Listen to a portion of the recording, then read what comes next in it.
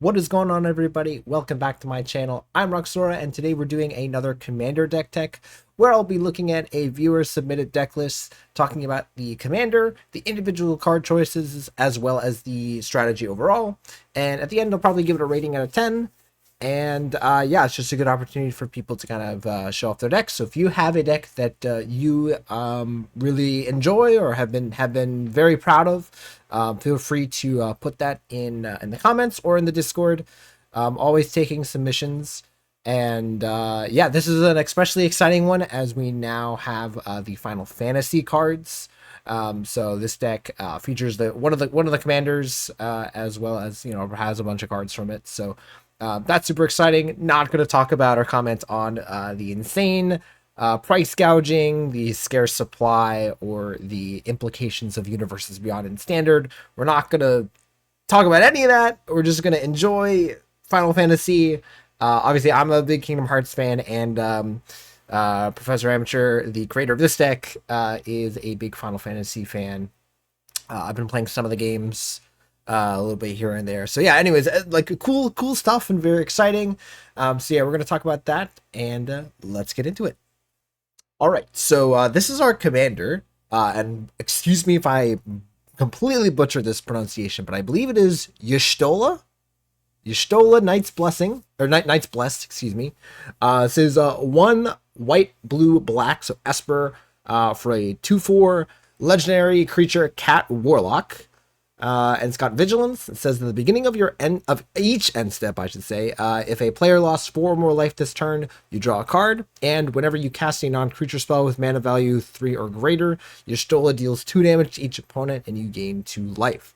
So both of those two abilities, right, synergizing well with each other. Presumably, you cast 2 non-creature spells that cost 3 or greater, and then you have enabled the first ability to draw an extra card. So just kind of a natural drain life, draw cards, kind of engine built into this already. And yeah, that's pretty much it. I'm not exactly sure of the flavor. I know this is from Final Fantasy 14, which is again one of Professor Amateur's main games at this point. And yeah, it's cool. This is one of the commander decks you can see from here. So for people who might be confused, the Chocobo is any of the commander cards, and then the Final Fantasy symbol, the letters, is the general set.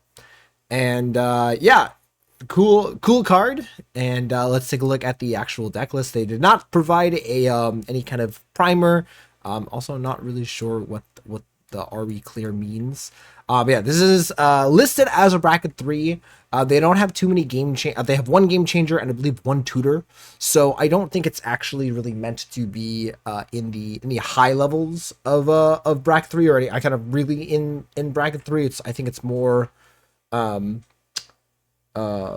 guess there's like oh no, this is not a tutor. Yeah, this is the only tutor in the deck, and then this is the only game changer. Yeah, so I don't think it's really meant to be like hyper powerful. There is a infinite combo that we see here, or sorry, not an infinite, a combo that wins the game. But yeah, we'll kind of see what this deck's about.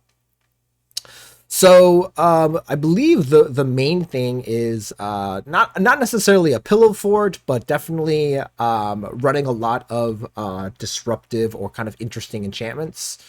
So we see a bunch of them here. So let's kind of go over, right? So like you obviously have things like Stasis Snare, which is good permanent removal, right? So Stasis Snare can come down, trigger your Stola's ability, and remove a threat, right? Same thing with grasp of fate. But let's look at some of these other cards. So what does this do? So if you have 15 cards in your graveyard, since whenever you cast a non-creature spell, a non-legendary creature spell, you copy that spell. So I guess you get like multiple of your creatures. That's some good value.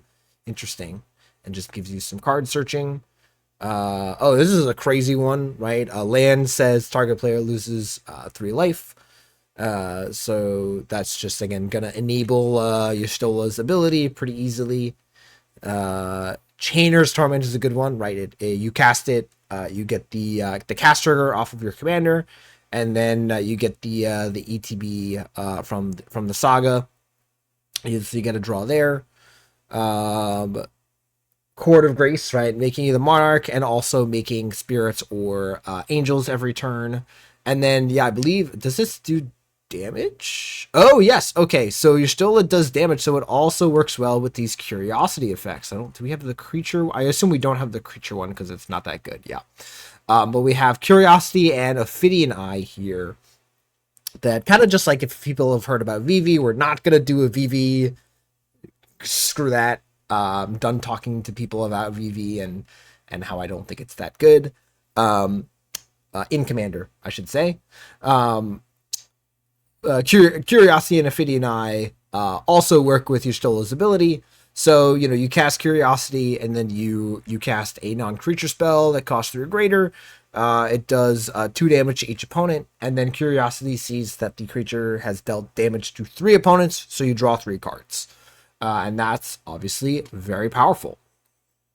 Ophidian Eye even better, as is a 3 CMC non-creature. So nice. Interesting. There is this Debtor's Pulpit, I guess just to get some interaction. Just a repeatable thing. This able to just kind of copy any enchantment on the battlefield works pretty well with sagas, as they come in, they can leave and kind of come back and kind of repeat any of the previous effects on a saga. But I don't think we really have too much of that here. It's mostly it just seems to just be get a nice copy of an enchantment. And just continue with that. Similar Mirror Maid, right, can also copy some enchantments, which is nice. Gifts of Orzova. I didn't know it said Orzova. I don't know why it doesn't just say Orzov. But right, this can come down, gain insane life off of your Stola, or just I believe also we have Brennan here we can do, but I think mostly just put on your commander, give your commander, excuse me, a crap ton of life. This deck's obviously a little slow, right, in terms of interacting with the board. I don't really believe there's any there's some creature removal here, right? But again, the big thing here is that you're relying on your Stola to keep you alive. Let's see. Monologue tax, give you some extra mana. Not bad. Yeah, these are just like some fun enchantments that you can just kind of play out. What is Norn's Decree? Whatever. One or more creatures with combat damage. That player gets a poison counter whenever attacks. If one or more people being attacked are poisoned, the attacking player draws a card. So there's some stuff here as well to incentivize your opponents to attack each other. So, right, Norn's Decree is one such card, as well as, and also does a good job of deterring people from attacking you. Yeah, and then Brenna as well, Brenna the Demagogue, incentivizing your opponents to attack each other. Right, so just kind of facilitating in some kind, not necessarily politics, but just saying, hey, don't attack me. Attack everybody else, and just kind of letting you do your thing. And then I believe Verity Circle is just again a good value piece, and then Underworld Connections here is just a good card. Again, I don't know if there's any kind of untapping lands stuff, because I'm trying to like see. I guess there's like Rewind, Unwind, but I'm not seeing any other stuff that's really untapping lands, which is fine. It's just I'm not sure why this isn't, Phyrexian Arena, or like I guess like this is just kind of Phyrexian Arena on a stick on a land. Yeah, I don't know.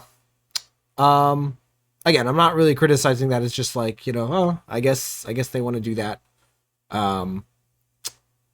Anyways, yeah, let's look at the creatures here. So there's Oromancer here to get back any enchantments that die. Archaeomancer to get back any of your spells. Archaeomancer is just like a nice card to have, just like indexed in general. Inquisitive Glimmer here, making your enchantments cost less. This is really nice as opposed to like any of the the diamonds or the just cost and general cost reducers, right? Where you're going to be playing a lot of enchantments anyways, and so you're a 3-color deck as well, right? So you don't even really want to be reliant on certain color reducers or anything like that. So yeah, and then so you play this out, you play Y'shtola, and then you can theoretically play a bunch of your 3-mana enchantments for cheap, because you need to be able to cast 2 during your turn in order to gain advantage of it. But of note, there's the stuff here of what is it, the caustic tar, right, is also great, as it allows Y'shtola to trigger on other people's turns, as this says again, beginning of each end step. So you're using the caustic tar type effects to deal damage to your opponents, while also incentivizing your opponents to attack each other. So, you do some damage with things like that, then your opponents attack each other, and you get extra triggers off of Y'shtola during other people's turns, in addition to your own turn, theoretically.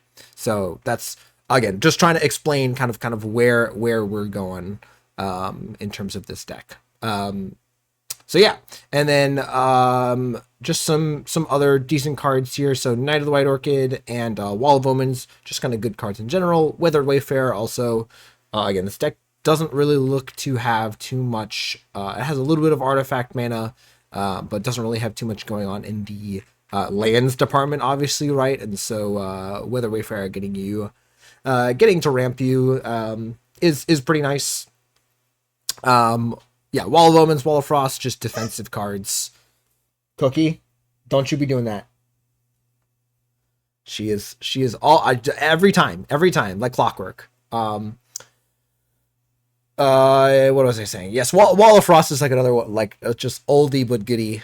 Card just says, do not attack me. Don't even think about it.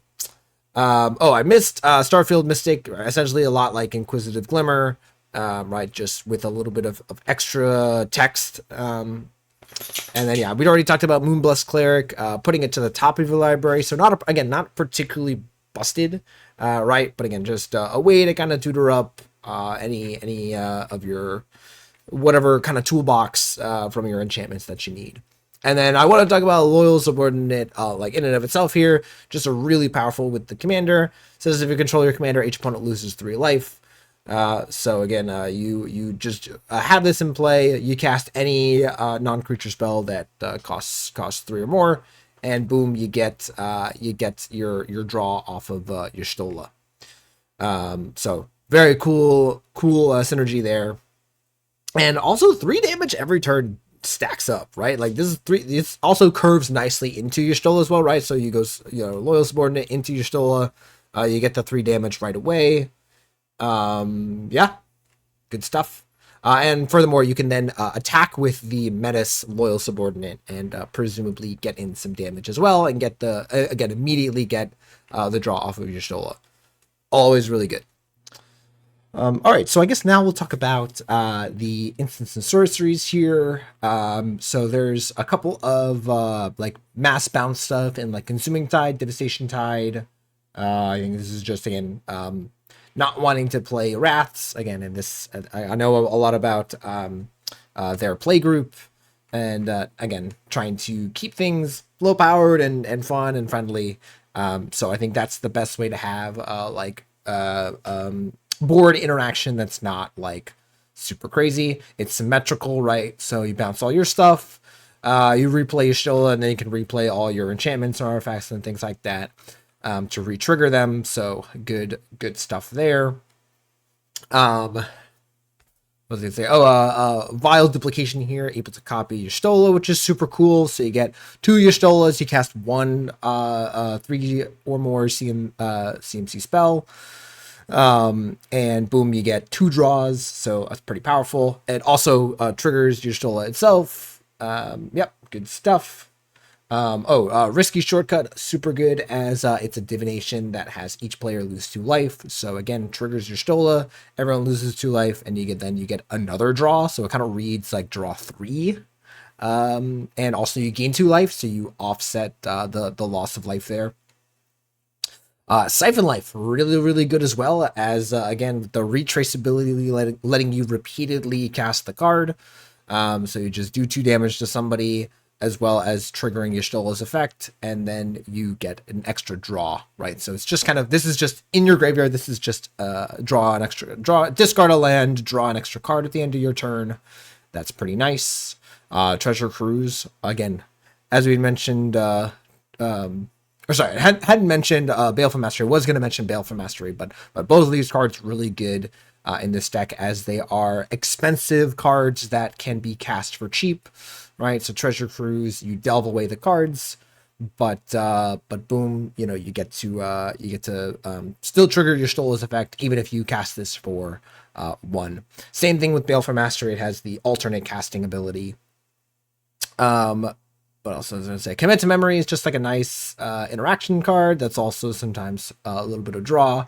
Rewind and Unwind are, again, trigger your Stola's effect while also letting you keep up other instants, which there aren't a ton of, but I guess there's also like other activations like Verity Circle or things like that. Again, they also let you do like Caustic Tar and Underworld connections, but I don't think that's like the main focus of like why those cards are included or why these cards are included. I think it's just they just are decent cards. Slip at the Back and Stroke of Midnight as interactive cards, or kind of disruption or protection, I should say. And yeah, Savine's Reclamation, just good to be able to get back any of your artifacts and enchantments. It's a powerful card, like, that sees CEDH play, but at the casual level, it's just kind of a nice value piece. Just rebuy cards that you've already played, or cards that got put into the graveyard. Nothing, not too crazy. Yeah. And then was just gonna mention the Chain of Smog now that we're here. So I guess I'll mention the only kind of things that are really that make this deck technically in bracket 3, right? Otherwise, I think this could safely be put in bracket 2, as it's, again, not really doing anything super crazy. So obviously playing 1 Game Changer in Narset Parlor Veils. Again, I don't know why they felt the need to include this. I guess the combination with Memory is kind of cool. I'm not really sure why this card feels super necessary. I guess just digging for 2 non-creature spells. My opinion is, like, if you didn't want to put this, just run Stock Up, right? Stock Up is looking at the top 5 and getting 2, so it's still a +1, right? You're still going up a card. Also, like, again, unless they really, really want the passive ability from Narset, I just presumably don't really like to play these kinds of toxic cards, or cards that other people might view as toxic. I'm not really annoyed by Narset that much. It usually dies pretty fast. It's not really that effective of a card in Commander. So, yeah. But I was going to mention the Chain of Smog, Professor Onyx combo. So Professor Onyx is just a good card in this deck. Right, just the Magecraft ability being really good, and then also just like getting extra cards off of its plus ability, interaction or removal off of its minus ability, and then obviously, like, if you ever just have the -8 go off, it's going to be very powerful. But yeah, but mainly Chain of Smog here, as it's an infinite, or an infinite Magecraft combo with Professor Onyx here. Right, so Chain of Smog, target player discards 2 cards from their hand. That player may copy the spell and can choose new targets. So what you do is you target yourself, and you choose to discard cards until you have no cards left in hand, and then you just continue to copy the spell, as the copying of the spell is just free, and the discard is only on resolution. It's not a cost of copying the card, right? It's a result almost. So you can just kind of you do have to discard your hand, but as long as you have both of these and there's no interaction, you just get to endlessly trigger the Magecraft ability up Onyx, which will kill the table. So again, in bracket 3, right, this is allowed. I'm not saying it's not allowed, but again, this is like one of the, I just want to point out the things that would make it a bracket 3 deck as opposed to a bracket 2 deck. Yeah. again, I assume for their play group, right, Professor Amateur believes that this is an acceptable combo, which again I'm sure that it is. Again, it's a slow combo, as you have to have both of these. There's no tutors, right? There is not a single way to tutor either of these into their hand or into play or anything like that. So yeah, they just kind of have to naturally draw both of these pieces, and they also have to have 8 mana, and people have to have 0 interaction for Professor Onyx or for or a counter spell for Chainer Smog. So yeah, it's probably fine. Just wanted to point out again, if someone were to ask me, hey, what makes this deck a bracket 3 deck, it would be these two combinations right here. Everything else is perfectly fine, and is honestly very casual. No, and I'm not saying that as an insult. I'm saying that as a good thing. It's like a very synergistic, powerful deck with some cool combinations that it's not doing anything too disgusting. All right, and then I believe last here, I don't know why I do it in this order. It's just more of that's the exciting. I like to do the exciting parts first and the boring parts later, I guess. So the boring part here is just the artifacts and the lands, mostly the mana. All right, so there's a bunch of rocks. Rocks are good, obviously. Mana is good. The notable stuff here in like Midnight Clock. So Midnight Clock is just a really awesome card that I kind of recommend most people just shove into their blue decks. As it's like a 50-cent card, as you can see here, and it just helps you ramp. And then later on, once you've dumped your hand, this will eventually hit the 12th counter and will give you more cards. And will also shuffle cards from your graveyard back into your library. And that's super nice. It's just a nice casual card. It's not, again, not doing anything too disgusting. You can't really do anything too broken with it, since it exiles itself afterwards. So unless you have a way to sacrifice it instant speed, like there's really no combos with this card. It's just, yeah, it's a cool little combination, a little just free rock that also is card advantage sometimes. So yeah, good stuff.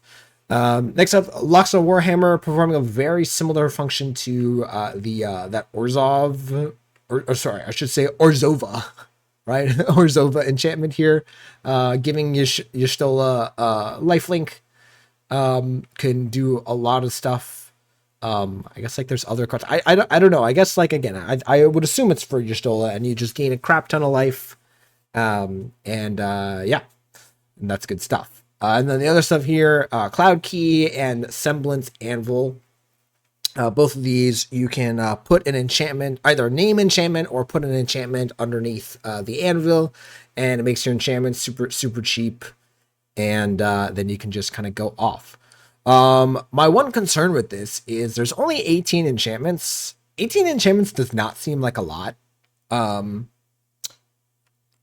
Like it's a good amount. It's like 1/5. So if you think about it, like one in 5, right? Something like that. Draw cards you draw will be an enchantment. A little bit less, right? Because it's 18, not 20. So I'm wondering if that's not enough, especially for the anvil.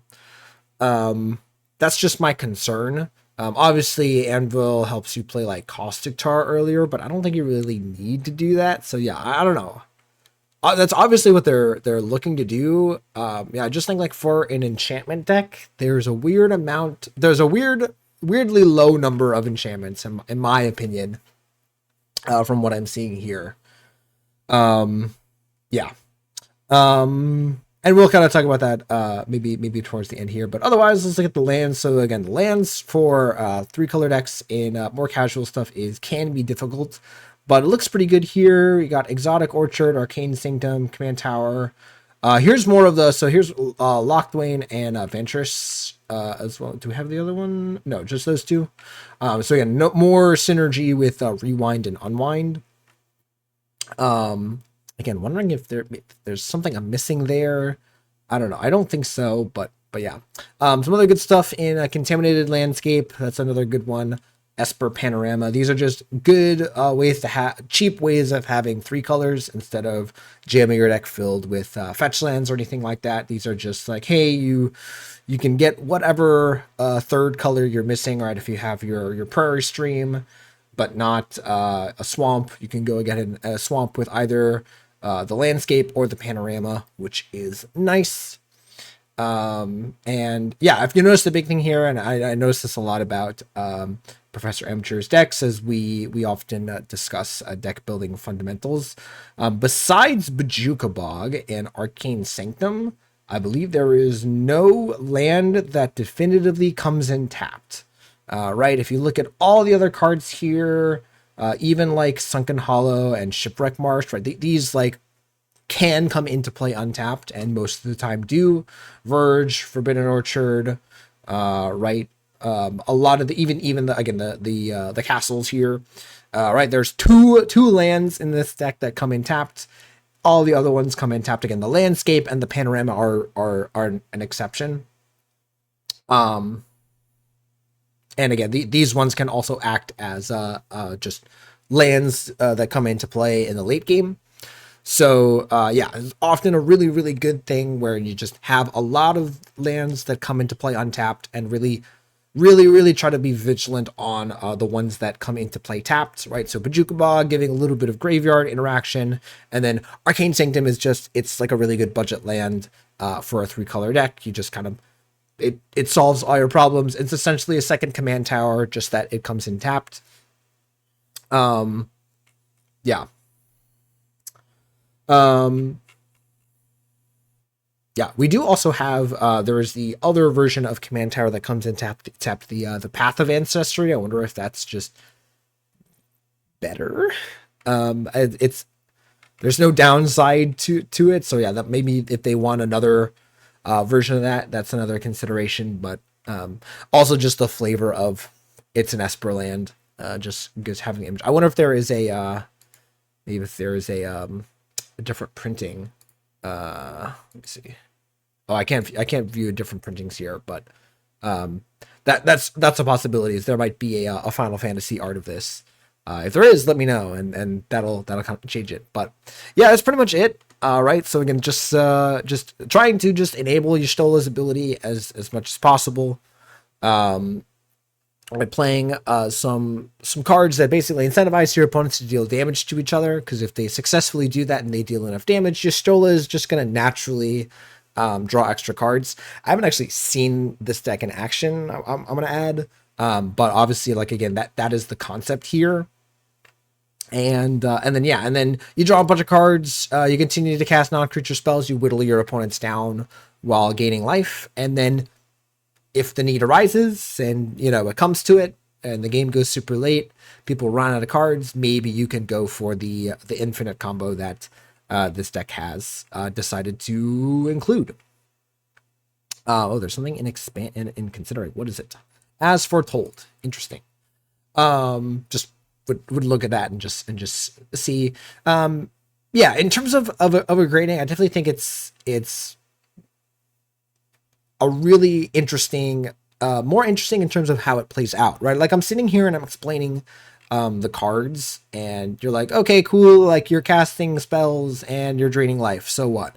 But I think the effect that Y'shtola has and what this deck does in terms of the political element of the game and just kind of the multiplayer dynamic is super interesting. So I really like seeing that, and just them kind of digging deep into, hey, I'm gonna, you know, not only just enable her ability, but I'm also going to incentivize my opponents to just beat each other up with, like, Brenna and the Norn's Decree and things like that. So that's also, I just realized you can copy Norn's Decree with, like, Mirror Maid and Estrid's Invocation.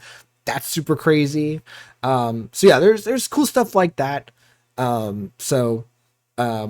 Yeah, I think I really enjoyed that aspect, right? Like, it's more interesting than just like a pillow fort deck, right? It's not a pillow fort deck. You're not making it so that nobody can attack you. They can. It's just that they're gonna kind of take some beats, or maybe there's some element of politicking, or just kind of multiplayer play.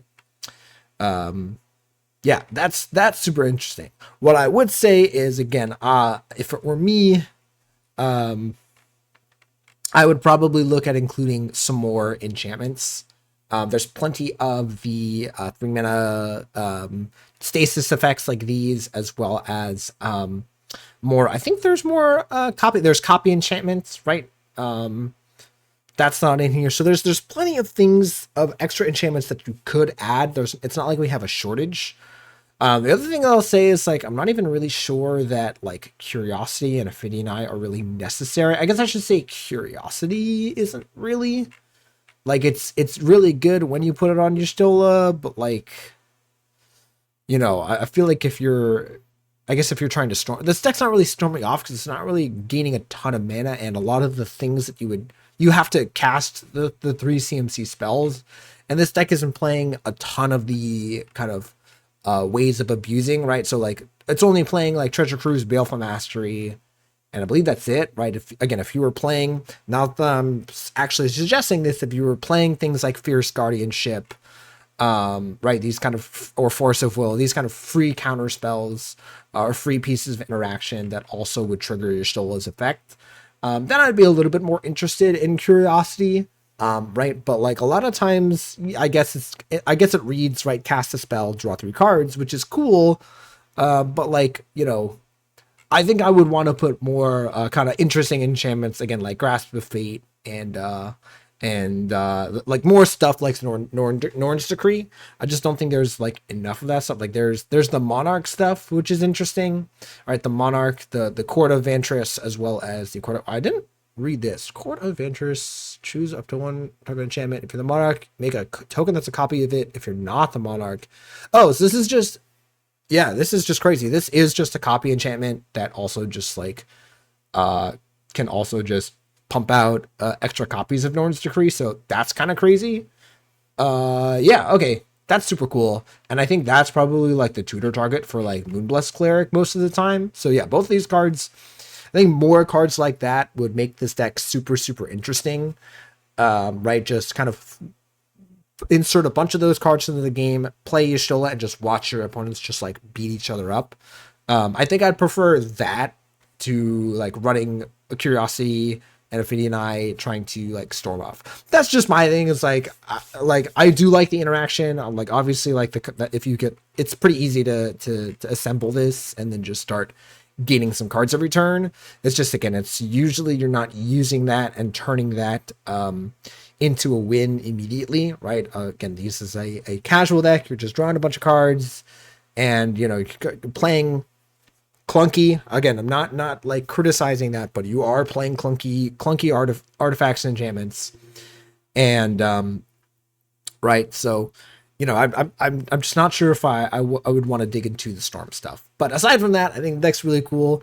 I'll give it like an 8. Again, I think it's like a really solid deck, and again, especially considering the constraints that Professor Amateur is working with inside of their play group, right? Saying, hey, let's make the deck very cheap, right? So under $200, I believe is they've told me that that's like somewhat of what their budget is like, and then also, right, limiting power level and limiting any kind of crazy shenanigans, right? No massive board wipes, not a ton of like counter spells and things like that. So again, just trying to exist in the game almost. So not necessarily group hug, but more of like group chaos, not chaos. Yeah, group Monarch, right? Like again, it's really more of like a Monarch deck. I think I would want to put more stuff that deals with the monarchy and more stuff like Norn's Decree as much as you can into the deck. So anyway, that's my 2 cents. Again, I hope you guys enjoyed. There's actually not too many Final Fantasy cards I'm noticing. I thought there would be more. That's my other critique. Actually, sorry, that's my other critique is there needs to be more Final Fantasy cards. There's like one. There's one. That is the only Final Fantasy card. I think that's a shame. Show off more of the Final Fantasy set. I don't know if there's like arts. There might be different arts as well, but yeah, there is no other Final Fantasy cards. Bad. Whack. yeah, I would definitely want to feature more Final Fantasy cards going forward, because I think there's a lot of cool designs. I love the summon mechanic. That's pretty cool. So yeah, speaking of, if you guys have Final Fantasy decks that you guys are really proud of and would love to show me, please do. Again, either in the comments or in the Discord, as long as it's in a format like this, either Moxfield or whatever, preferably Moxfield. Feel free to send that to me. And yeah, remember to like, comment, subscribe if you enjoyed this video. And I will see you guys next time.